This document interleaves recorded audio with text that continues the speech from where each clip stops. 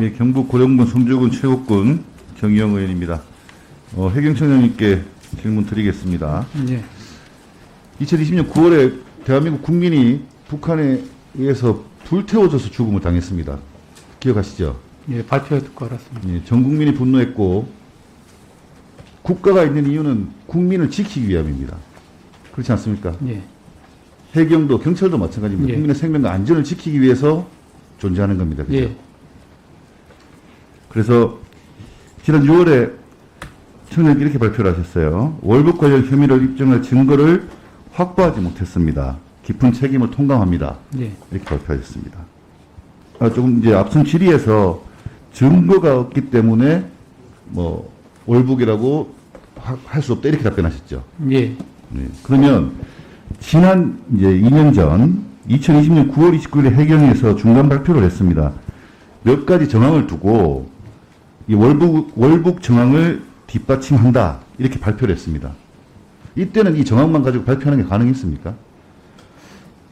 그 당시 이제 수사 초기고 또 국방부에서 또 정부에서 발표를 하니까 또 많이 신뢰할 수밖에 없었고 또 그걸 플러스해서 저희들이 또 자체 조사를 좀 같이 해서 발표를 했던 상황인데 그 당시에는 신중하지 못했다 이런 생각을 합니다. 뭐 조금 성급함이 있었지 않았을까 이런 뭐 생각은 하고 있습니다. 저희가 지금 국민의힘에서 이 문제 제기를 정당하게 하는 것이 정치 공세가 아니고 그 당시에 정확하게 하지 못한 것이 정치적인 뭐가 있는 게 아닌가 이런 생각을 하게 만드는 대목입니다.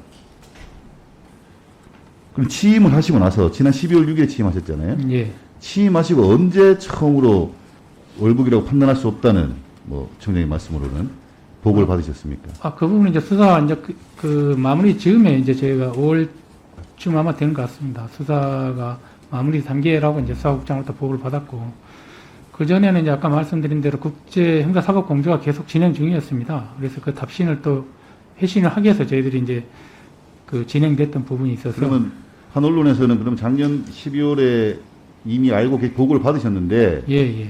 대선과 지선에 영향을 미칠 수 있으니까 좀 발표를 늦춘 거 아니냐라는 의혹을 제기한 거지 않습니까? 예. 거기에 대해서는 7월 27일자 기사인데 예. 지금 대응을 안 하고 계시죠? 아니 그런 사실이 없다고 대응했습니다. 대응했습니까? 예. 이게 우리 국민이 죽은 사건이기 때문에 죽음을 당한 사건이기 때문에 실체적 진실에 접근할 수 있도록 명명백백하게 객관적으로 임해 주셔야 됩니다. 이거는 그렇게 해주시겠죠? 예. 우리 농림축산부 장관님께 질문 드리겠습니다. 오늘 여러 우리 존경하는 의원님께서 쌀값 관련해서 말씀을 많이 하고 계시지 않습니까? 예. 제가 이제 상당히 잘 아시겠습니다만은 45년 기간 중에서 쌀값 데이터에 보면 최대 폭이라고 지금 하락을 했답니다. 지금 앞에 자료 보이시죠? 모니터에. 올해 1월부터 7월까지 산지 쌀값이 작년 같은 기간 비교해 보니까 7월에는 20.7%. 그래서 올해 물론 과잉 물량 27만 톤을 시장에서 격리를 했고 추가로 또 10만 톤 격리한다고 말씀하셨지 않습니까? 예. 이게 일정에서 뭐 최선의 노력을 다 하고 계신다. 예. 뭐 이런 부분은 제가 알겠습니다. 그리고 뭐 감사드리는데 그렇지만 이 농민들의 근심이 이제 그걸로 이게 해결이 안 되는 것 같습니다. 그래서 계속 말씀하고 계십니다만 쌀값 하락 문제가 이제 구조적인 문제가 되는데 이 구조적 공급 과잉 문제가 해결될 수 있도록 좀 이번 기회에 각고의 노력을 하셔서 좀 농민들이 안심하고 좀 쌀값을 잡을 수 있고 그런 방법을 좀 만들어 주시기를 좀 부탁을 드리겠습니다. 예. 그리고 이제 이 공급 문제를 이야기하다 제가 보다 보니까 이 쌀 재고량, 생산량 관련해서 통계가 좀 미흡하다 이런 이야기가 있습니다. 그 쌀 생산 통계가 지금 정확하지 않다. 통계청에서 못하고 있다 이런 이야기가 있거든요. 이거 왜 그런 겁니까? 이제 표본 조사를 하다 보니까 오차가 있는 것 같고요. 또 하나는 수요 변화를 좀 제대로 반영을 못하는 것 같습니다. 그래서 그 수요 변화는 그 포스몰 같은 거 요즘 저 마트에서 많이 쓰는 거. 근데 생산량이니까. 그러니까 생산량은 이제 표본 조사인데 그걸 좀 통계청하고 협의해서 표본을 늘리든지. 그래서 그걸 정확도를 높일 수 정확하게 있는 할 필요가 있는 것 같습니다. 예. 공급 과잉 문제가 계속 지적이 되는데 생산량은 통계도 제대로 못 잡고 있으면서 그 문제를 해결한다는 게 조금 넌센스지 않습니까? 네, 협의를 하겠습니다. 생산량 문제. 그리고 재고량도 보니까 우리 정부 관리 양곡은 파악을 하고 있는데 민간 RPC는 지금 제대로 파악이 좀 어렵다.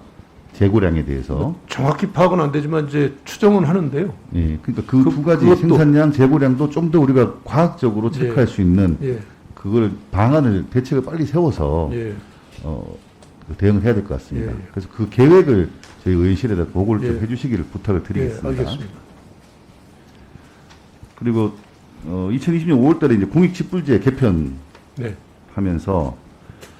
좀 직불금 수령하지 못한 분들이 많아가지고 예. 좀 많은 분들이 좀 아쉬운 말씀들을 많이 주셨습니다. 그래서 이 자리에도 뭐 계십니다만 저도 포함해서 개정안을 좀 발의를 해놓은 상태입니다. 네, 그래서 이번에 업무보고에서 보니까 실태조사해서 이거 바탕으로 해서 이제 반영을 하겠다 뭐 이런 계획이 있는 걸 봤습니다. 업무보고 자료에서.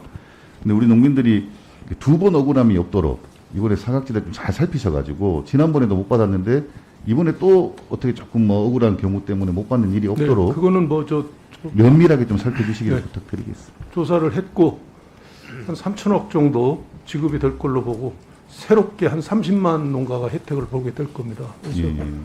그 내부에 다 확정이 됐기 때문에 의원님들께 보고를 드릴 거고 별도로 자료로.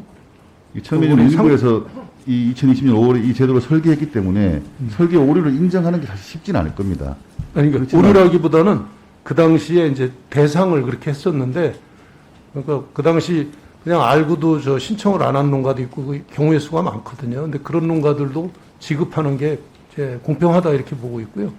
그래서 법안이 지금 상임위에 와 있잖아요. 그래서 바로 법안 그 개정 작업을 할 수 있도록 네, 저희들이 네. 협조 요청하겠습니다. 그리고 뭐 시간은 다 됐습니다만은 가뭄 문제 때문에 농민들이 속이 타들어가지 않습니까? 이 화면에도 보시면은 이 가뭄을 못 버티겠다는 거죠. 근데 이게 기후 변화를 맞으면서 이제 이상 기온, 이상 이런 현상들이 많이 생기지 않습니까? 맞습니다. 그래서 이제 과거 50년 빈도, 뭐 70년 빈도 이런 빈도수를 이 예측치에 대한 빈도수를 우리가 더 좀 확장해서 이 대응을 해야 되겠다 이런 생각이 들더라고요. 그래서 이번 기회에 이 가뭄에 대응하기 위해서 우리가 그냥 통상적인 대응 말고 여러 가지 뭐 지금 뭐 저수지 준설 또 어떤 분들은 그 저류 주머니 네. 뭐 그리고 또 일반 다른 수계하고 연결시켜서 할 수 있는 네. 또 중장기적 계획들을 마련해야 된다. 네.